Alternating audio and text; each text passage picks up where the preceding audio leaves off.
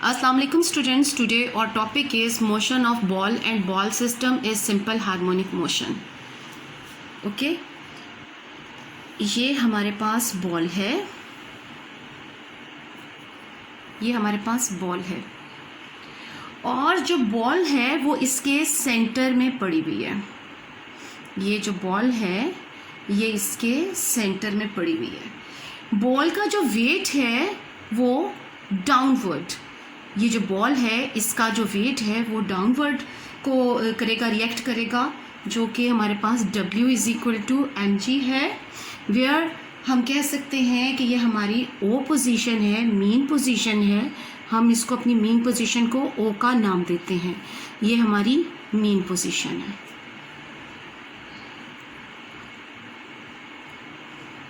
ये mean position भी है, ये इक्विलिब्रियम पोजीशन भी है। मीन पोजीशन पर बॉल का जो वेट है वो डाउनवर्ड रिएक्ट कर रहा है और जबकि बॉल के जो सरफेस है उसका वेट जो है वो अपवर्ड रिएक्ट कर रहा है। ये डाउनवर्ड जो है आपस में कैंसिल कर देंगे और दोनों ये कैंसिल हो जाएंगे। अगर बॉल को मीन पोजीशन से मैं मूव करवाते हुए इसको पॉइंट ए पर, इसको ए पॉइंट पर मैं ले जाती हूँ, यहाँ पर ये इसकी एक्सट्रीम पोजीशन है। यहाँ पर मैं इसे ले जाती हूँ। अब ये जो बॉल है जब मैं इसको यहाँ से, जब मैं इसको रिलीज़ करती हूँ, यहाँ से ये रिलीज़ होती है तो ये अपने सेंटर पॉइंट पर नहीं रुकेगी, बल्कि इनर्शिया की वजह से यहाँ से मीन पोजीशन से गुजरती हुई ये आगे को मूव कर और आगे को ये मूव करती हुई अपने यहाँ पॉइंट बी पर पहुंच जाएगी, जो कि ये इसकी एक्सट्रीम पोजीशन है। दूसरी एक्सट्रीम पोजीशन हमारे पास आ जाएगी। हमारे पास दो एक्सट्रीम पोजीशन आ गई हैं, एक ए है और एक हमारे पास बी आ गई। बी पोजीशन से फिर ये अपनी वापसी का सफ़र ये बॉल शुरू कर देगी और ये यहाँ पे रुकेगी नहीं, बल्कि इनर्शिया की वजह से यहाँ से ये मूव करते हुए ये दोबारा ए पर आ जाएगी। अब ये क्या है, हमने सिंपल हार्मोनिक मोशन में पढ़ा कि कोई भी ऑब्जेक्ट जो है वो ऑसिलेट मोशन में हो, वाइब्रेटरी मोशन में हो, तो वो सिंपल हार्मोनिक मोशन की यानी कि कंडीशन को फुलफिल कर रहा होता है। तो यहाँ पर भी ये बॉल जो है ये पॉइंट O से जब मैं इसको यहाँ पर A पर लेकर गई हूँ और A से फिर वापस O की तरफ आते हुए यहाँ पर रुकी नहीं, बल्कि ये B पॉइंट पर चली गई। इस तरह से A और B के दरमियान ये है टू और फ्रो का अपना मोशन कंप्लीट करती है। और अगर हम फोर्स ऑफ फ्रिक्शन को इग्नोर कर देते हैं तो A और B के दरमियान जो है ये बिल्कुल कंटिन्यूसली बॉल जो है वो मूव करना शुरू कर देगी।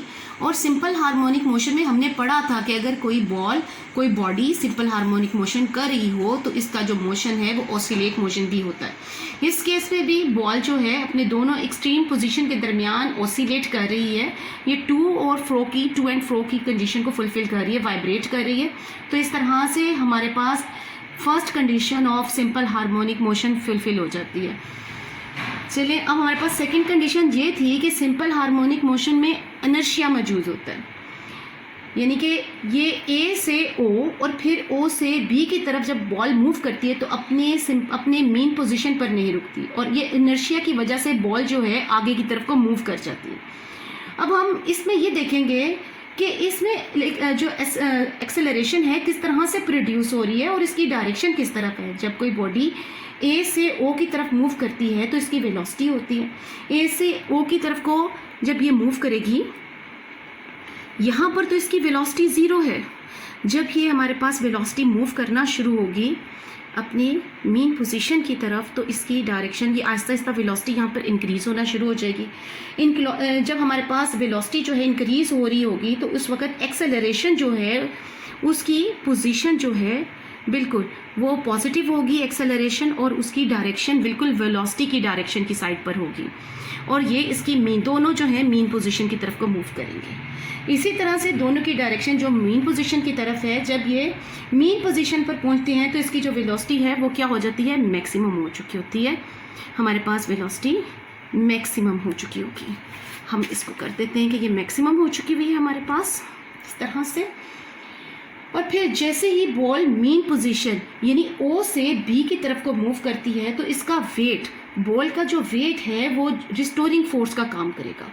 और इस तरह से वेलोसिटी जो है वो कम होना शुरू हो जाएगी। यहाँ पर मैक्सिमम थी, आहिस्ता आहिस्ता ये यहाँ पर जाके वेलोसिटी डिक्रीज़ होना शुरू हो गई है। जैसे ही वेलोसिटी जो है डिक्रीज़ होना शुरू होगी तो हमारे पास एक्सेलरेशन डिसेलरेशन हो जाएगी, यानी इसकी बिल्कुल नेगेटिव साइड पर हो जाएगा। ये वेलोसिटी के नेगेटिव साइड पर हमारे पास एक्सेलरेशन जो है डिसेलरेशन बन जाएगी और ये नेगेटिव साइड को मूव करना शुरू हो जाएगी। और यहाँ पर ये आहिस्ता आहिस्ता यहाँ पर जब ये बॉल पहुँचेगी, ये अपनी इसकी जो वेलोसिटी है ये अगेन यहाँ पर एक्सट्रीम पर पोजीशन पर जाके ज़ीरो हो चुकी होगी। और हमारे पास इस तरह से ये इसकी जो डायरेक्शन है, ये अब जो बॉल है बी से ओ की तरफ को जाएगी तो जो वेलोसिटी है दोबारा यहाँ से पहुँचते हुए मैक्सिमम हो जाएगी। और जब वेलोसिटी मैक्सिमम हो जाती है तो एक्सेलरेशन जो है, अब ये देखें यहाँ पर ये बॉल पहुँच गई और यहाँ से जब ये बॉल पहुँचेगी, अब यहाँ से दोबारा ये बॉल जो है वापस की अपना सफ़र शुरू करेगी तो यहाँ पर जो वेलोसिटी है वो दोबारा से इंक्रीज़ करना शुरू हो जाएगी और यहाँ पर जाकर वेलोसिटी मैक्सिमम हो जाएगी। अब वेलोसिटी यहाँ से इंक्रीज़ करना शुरू हुई तो हमारे पास जो एक्सेलरेशन है वो पॉजिटिव होगी। एक्सेलरेशन पॉजिटिव होगी तो उसकी जो डायरेक्शन है वो बिल्कुल वेलोसिटी की डायरेक्शन दोनों की सेम होगी और इस तरह से ये मीन पोजीशन की तरफ को मूव करेंगे। लेकिन जब यहाँ पर ये अपनी मीन पोजीशन पर पहुँचती है, इसे पहुँचने के बाद यहाँ पर वेलोसिटी मैक्सिमम हो चुकी है। अब बॉल जो है वो दोबारा अपना ऊपर वापस दोबारा अपना ऊपर को जाएगी, एक्सट्रीम पोजीशन की तरफ जाएगी रिस्टोरिंग फोर्स की वजह से। तो ये जो है ये वेलोसिटी जो है डिक्रीज़ होना शुरू हो जाएगी। जब वेलोसिटी हमारी डिक्रीज़ होना शुरू हो जाएगी आहिस्ता आहिस्ता, मैक्सिमम से आहिस्ता आहिस्ता अपने वेट की वजह से बॉल की ये आहिस्ता आहिस्ता डिक्रीज़ होना शुरू हो जाएगी और अपनी एक्सट्रीम पोजीशन पर दोबारा ज़ीरो होना शुरू हो जाएगी। तो वेलोसिटी जब हमारी डिक्रीज़ हो रही होती है तो एक्सेलरेशन जो होती है डिसेलरेशन बन जाती है और वो उसके ऑपोजिट यानी कि वेलोसिटी के ऑपोजिट साइड को मूव करेगी। तो ये हमारे पास एक्सेलरेशन यानी डिसेलरेशन की जो होती है साइन जो है वो ऑपोजिट इसके आ जाएगा।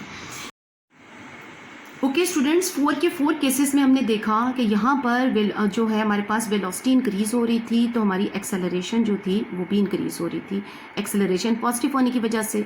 दूसरे केस में हमने देखा कि हमारी जो वेलोसिटी थी वो आहिस्ता आहिस्ता डिक्रीज़ होना शुरू हुई है और इसकी वजह से डिसेलरेशन हुआ। डिसेलरेशन की वजह से इसका जो है हमारे पास जो एक्सेलरेशन है उसकी साइड मीन पोजीशन की तरफ बन गई। थर्ड केस में जब ये ऊपर से बॉल वापस नीचे आ रही है तो आहिस्ता आहिस्ता वेलोसिटी इंक्रीज़ हुई और एक्सेलरेशन दोबारा मीन पोजीशन की तरफ मूव कर रही है। और यहाँ से वेलोसिटी जैसे ही अब इसकी रिस्टोरिंग फोर्स की वजह से वेलोसिटी जो है डिक्रीज़ होना शुरू हुई है तो एक्सेलरेशन दोबारा इसके ऑपोजिट डिसेलरेशन हो जाएगी और डिसेलरेशन का साइन ऑपोजिट लग जाएगा और ये भी अपने मीन पोजीशन की तरफ मूव कर रही है। तो सिंपल हार्मोनिक मोशन में हमने स्टडी किया था कि ये जो है एक्सेलरेशन जो है हमेशा मीन पोजीशन की तरफ को मूव करती है। तो वेलोसिटी जो होती है वो मैक्सिमम हो जाती है मीन पोजीशन पर, जबकि एक्सट्रीम पोजीशन पर ज़ीरो हो जाती है। वेलोसिटी मीन पोजीशन पर मैक्सिमम और एक्सट्रीम पोजीशन पर, दोनों एक्सट्रीम पोजीशन पर ये हमारे पास ज़ीरो हो जाती है। ओके, अब हम ये देखते हैं कि जो बॉल है ओ से जब ए की तरफ को मूव करती है तो बॉल की जो एक हाइट होती है, यहाँ से मैं आपको करके ड्रॉ करके दिखाती हूँ। ये हमारे पास जो बॉल की जो हाइट है ये हमारे पास एज होती है।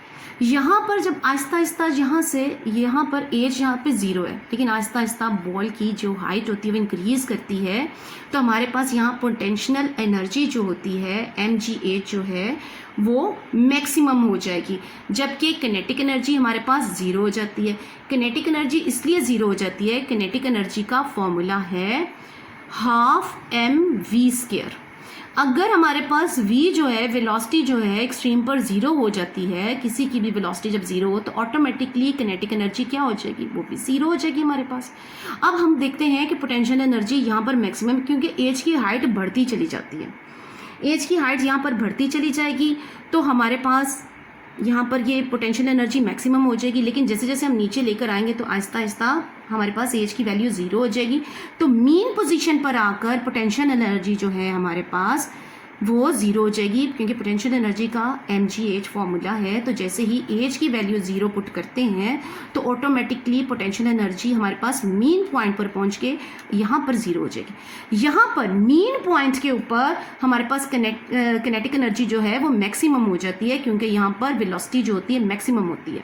इसी तरह हमारी मैक्सिमम हो जाएगी और किनेटिक एनर्जी हमारी यहाँ पर ज़ीरो हो जाएगी। अब हम इस बात को देखा कि इस तरह से हम कह सकते हैं कि बॉल एंड बॉल सिस्टम के अंदर सिंपल हार्मोनिक मोशन और बॉल का मोशन जो है वो सेम होता है, यानी कि बॉल का जो मोशन होता है वो सिंपल हार्मोनिक मोशन ही होता है। Thank you.